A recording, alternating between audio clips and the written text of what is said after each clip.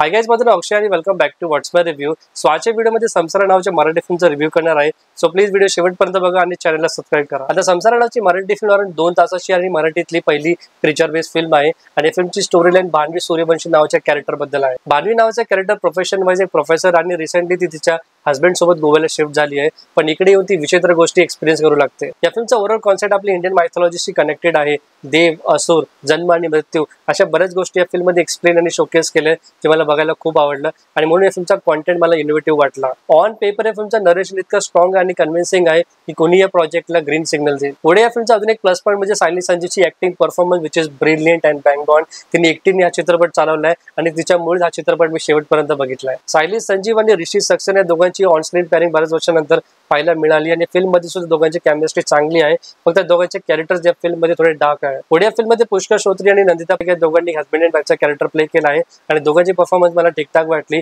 पण यशराज डिंबले यांच्याकडे थोडी एक्सपेक्टेशन होते की कॅरेक्टर्स वाईज आणि ऍक्टिंग परफॉर्मन्स वाईज या फिल्म मध्ये त्यांना जास्त एक्सप्लोर केलं जाईल, पण तसं काही झालं नाही. त्यांचा कॅरेक्टर आणि त्यांची ऍक्टिंग स्किल्स दोन्ही वेस्ट झाले. तुम्हाला माहिती आहे का, संसारा नावाची फिल्म ऍक्च्युअली मराठी सिनेमासाठी एक गेम चेंजर ठरली असती. या फिल्मने एक बेंचमार्क सेट केला असता मराठी सिनेमाचा, बट अनफॉर्च्युनेटली या फिल्मने माती खाली ती प्रेझेंटेशनच्या बाबतीत. एक्स्ट्रीमली अल्ट्रा लेवलचं पुअर प्रेझेंटेशन झालंय फिल्मचं. या फिल्मचा कॉन्सेप्ट चांगला असून सुद्धा फिल्मचं प्रेझेंटेशन इतकं वीक झालं की तुम्हाला हा चित्रपट बघताना अनेक ठिकाणी असं वाटेल की ते एक सिनेमॅटिक शॉट असायला पाहिजे होता, तिथे एक सिनेमॅटिक शॉट असायला पाहिजे होता.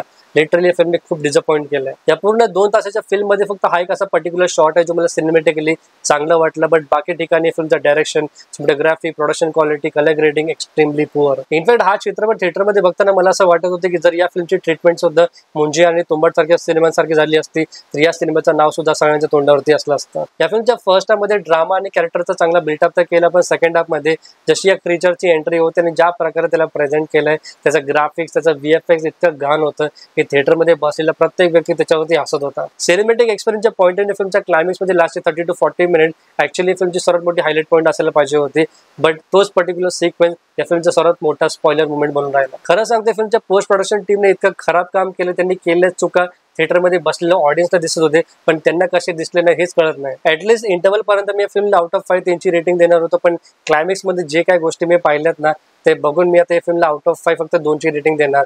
तुमच्यापैकी जर कोणी हा चित्रपट थिएटरमध्ये पाहिला असेल, तुम्हाला किती आवडलाय, नाही आवडला, ऑनेस्टली कमेंट सेक्शन मध्ये सांगा आणि व्हिडिओला शेवटपर्यंत बघण्यासाठी मनापासून धन्यवाद.